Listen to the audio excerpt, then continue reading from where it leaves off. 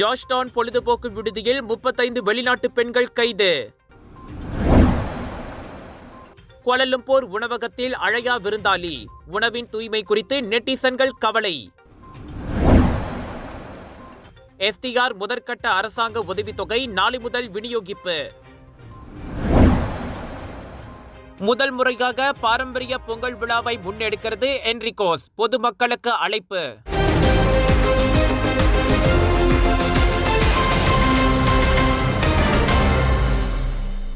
STR எனப்படும் ரொக்க உதவிக்கான முதற்கட்ட தொகை பதிவு செய்யப்பட்ட 9 மில்லியன் பயனாளிகளுக்கு நாளை முதல் கட்டம் கட்டமாக விநியோகிக்கப்படும்.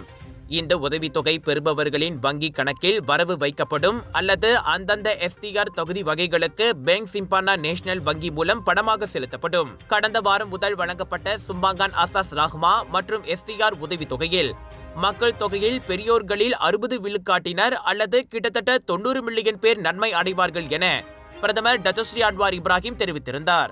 கடந்த ஆண்டு 3700 ரிங்கேட்டாக இருந்த குடும்பங்களுக்கான கூடியபட்ச கட்டணத்தை 25 விழுக்காடு அதிகரித்து 4600 ரிங்கேட்டாக உயர்த்தியுள்ளதாக நிதி அமைச்சருமான அன்வார் கூறினார். திருமணம் ஆகாதவர்களுக்கான குறைந்தபட்ச ரொக்க உதவித்தொகை கடந்த ஆண்டு 500 ரிங்கேட்டாக இருந்து இவ்வாண்டு 600 ரிங்கேட்டாக உயர்த்தப்பட்டதால் இது 20 விழுக்காடு அதிகரித்துள்ளது.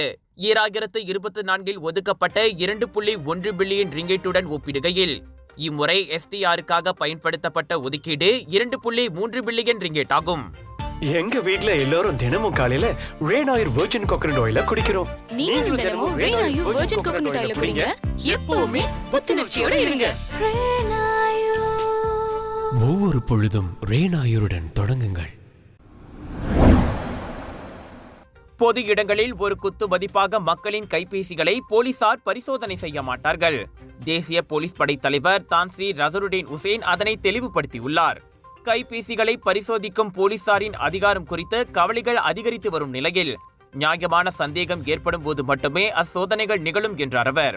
அதாவது ஒரு நபர் குற்றம் செய்திருப்பதாக நம்பத்தகுந்த தகவல், உளவுத்துறை அறிக்கை ஆகியவற்றின் அடிப்படையில் நியாயமான சந்தேகம் எழும் போதே பரிசோதனை நடக்கும். வெறுமனே சாலையில் வருவோர் போவோரை நிறுத்தி கைபேசிகளை வாங்கி பரிசோதிக்க மாட்டோம் என அவர் கூறினார். அரசியல் அமைப்பு சட்ட திட்டங்களுக்கு உட்பட்டே போலீசார் நடந்து கொள்வர் என பொதுமக்களுக்கு அவர் உத்தரவாதம் அளித்தார். சட்ட அமலாக்கமும் தனிமனித உரிமை காப்பும் சமசீராக இருந்தால்தான் போலீஸ் மீதான நம்பகத்தன்மையும் வலுப்பெறும் என தான்ஸ்ரீ ரசருடீன் கூறினார். விதிமீறல்களை தடுக்க இன்ஸ்பெக்டர் அல்லது அதற்கும் மேலான பொறுப்புகளில் உள்ள போலீசார் மட்டுமே கைபேசிகளை பரிசோதிக்க முடியும் என்பதை அவர் சுட்டிக்காட்டினார். ஜோர் சிங்கப்பூர் மக்களை, நாட்டின் தலை சிறந்த புகழ்பெற்ற இந்தியன் எக்ஸிபிஷன் ஏற்பாட்டாளர் கலர்ஸ் ஆஃப் இந்தியா வழங்கும் பிரம்மாண்டத்தின் உச்சம் southern international Indian expo and viral food festival 24 ஜனவரியிலிருந்து 2 பிப்ரவரி வரை தாசிக் சென்ட்ரல் ஸ்கூடாய் ஜோபார்வே. Latest Indian wedding collections, travel packages, tattoo artist, ladies accessories, jewelry, clothing collections, sari, kurtas, kurtis, Punjabi suits, lehengas, jippa, kids wear and more. Big sale, big discount. அமெரிக்க அதிபராக மீண்டும் பதவியேற்ற முதல் நாளிலேயே Donald Trump அடுத்தடுத்த அதிரடி அறிவிப்புகளையும் உத்தரவுகளையும் வெளியிட்டு வருகிறார். குறிப்பாக உலக சுகாதார நிறுவனமான WHO-வில் இருந்து அமெரிக்கா வெளியேறவிருப்பதாக அவர் அறிவித்திருப்பது பெரும் அதிர்ச்சியை ஏற்படுத்தியுள்ளது. So we paid $500 million to World Health when I was here, and I terminated it. China with 1.4 billion people. We have 350 to pay. We have, nobody knows what we have because so many people came in illegally, but let's say we have 325. They had 1.4 billion. They were paying 39 million, we were paying 500 million. It seemed a little unfair to me. So that wasn't the reason, but I dropped out. They offered me to come back for 39 million. In theory, it should be less than that, but, you know. And when Biden came back, they came back for 500 million. He knew that you could have come back for 39 million. They wanted us back so badly, so we'll see what happens. Mr. President, pretty sad to think of it. China pays 39 million and we pay 500 million. And China's a bigger country. அமெரிக்காவிடமிருந்து பெரும் நிதியை பெற்றுக்கொண்டு COVID-19 பெருந்தொற்று உட்பட அனைத்துலக சுகாதார நெருக்கடிகளை சமாளிப்பதில் WHO தோல்வி கண்டுள்ளது. அதோடு சில உறுப்பு நாடுகளின் தவறான அரசியல் தாக்கத்திற்கு ஆளாகி அதிக கட்டணம் விதித்து அமெரிக்காவை WHO வஞ்சித்துள்ளது. இப்படி ஒரு சூழ்நிலையில் WHOவில் அங்கம் வகிப்பது ஏற்புடையதாக இல்லை என கூறி ட்ரம்ப் ஆணையில் கையெழுத்திட்டார். இதையடுத்து ஐநாவின் கீழுள்ள WHO அமைப்பிலிருந்து இந்த ஓராண்டில் அமெரிக்கா வெளியேறிவிடும்.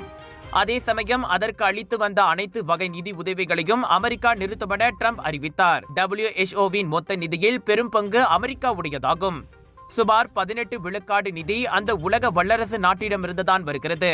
கோவிட்-19 பெருந்தொற்றின் பூர்வீகம் குறித்து உலக மக்களையே சீனா முட்டாளாக்குவதாகவும் அதற்கு WHO துணை போவதாகவும் கூறி தனது முந்தைய ஆட்சியின் இறுதியிலும் இதே உத்தரவில் ட்ரம்ப் கையெழுத்திட்டது குறிப்பிடத்தக்கது. குவாலலும்பூரில் பேரங்காடியில் உள்ள உணவகத்தில் விரும்பத்தகாத வாடிக்கையாளரை காட்டும் கிளிப் ஒன்று நெட்டிசன்களை திகிலடைய செய்துள்ளதோடு அது உணவு பாதுகாப்பு குறித்த கவலைகளை தூண்டியது. டிக்டாக் பயனர் @nono.lifter பகிர்ந்த கிளிப்பில் ஒரு மேஜையின் கீழ் எலி அந்த உணவகத்தின் வளாகத்தில் சுற்றித் திரிவதை காட்டுகிறது. இந்த காணொளியை பகிர வேண்டிய கட்டாயம் இருப்பதாக பயனர் எழுதியுள்ளார். இதன் வழி பொறுப்பான தரப்பினர் நடவடிக்கை எடுக்க முடியும் என அவர் சுட்டிக்காட்டினார். ஆனால் அது தன்னிடமிருந்து வரவில்லை என்றால் அது இறுதியில் வேறொருவரிடமிருந்து வரும். எலியின் நடமாட்டம் இருக்கும் காணொளி வைரலானதை தொடர்ந்து நெட்டிசன்கள் உணவின் தூய்மை குறித்து தங்களது கவலையை வெளிப்படுத்தியுள்ளனர்.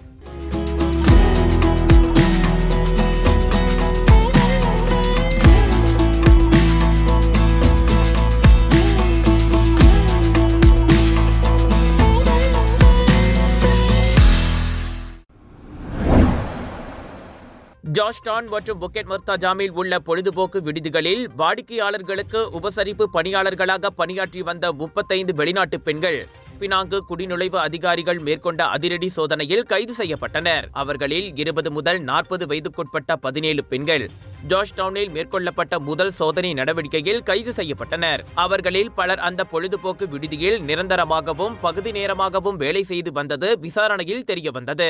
அவர்களில் பலர் இதற்கு முன் நண்பர்களுடன் அந்த பொழுதுபோக்கு மையத்திற்கு வந்ததாக கூறிக்கொண்டனர். புக்கெட் மர்தாஜாமில் குடிநுழைவுத்துறை மேற்கொண்ட மற்றொரு சோதனையில் வாடிக்கையாளர்களுக்கான உபசரணையாளர்களாக பணியாற்றி வந்த மேலும் 18 வெளிநாட்டு பெண்கள் கைது செய்யப்பட்டனர்.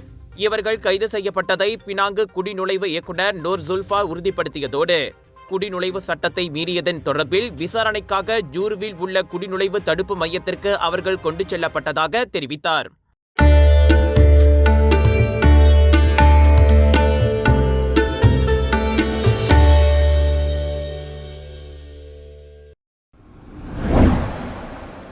பெருவில் உள்ள பழங்கால ஆராய்ச்சியாளர்கள் திங்களன்று 9 மில்லியன் ஆண்டுகள் பழமையான பெரிய வெள்ளை சுறாவின் புதைப்படிவத்தை கண்டுபிடித்தனர். அந்த சுறா ஒரு காலத்தில் தென் பசிபிக் பெருங்கடல் பகுதியில் வசித்து வந்ததோடு அது சாடின் மீன்களை உட்கொண்டு வந்ததாகவும் கூறப்பட்டது. கோஸ்மோபொலிதோடஸ் ஆஸ்தாலிசின் எனப்படும் வெள்ளை சுறாவின் கிட்டத்தட்ட முழுமையான புதைப்படிவமானது லீமாவிற்கு தெற்கே 235 கிலோமீட்டர் தொலைவில் பெருவின் பிஸ்கோவில் கண்டுபிடிக்கப்பட்டது. இந்த பகுதி பழங்கால கடல் இனங்கள் அடிக்கடி கண்டுபிடிக்கப்படும் வெப்பமான பாலைவன பகுதியாகும். அந்த வெள்ளை சுறா பெரிய வெள்ளை சுறாவின் மூதாதையர் என்று நம்பப்படுகிறது. இது இப்போது அழிந்துவிட்டது.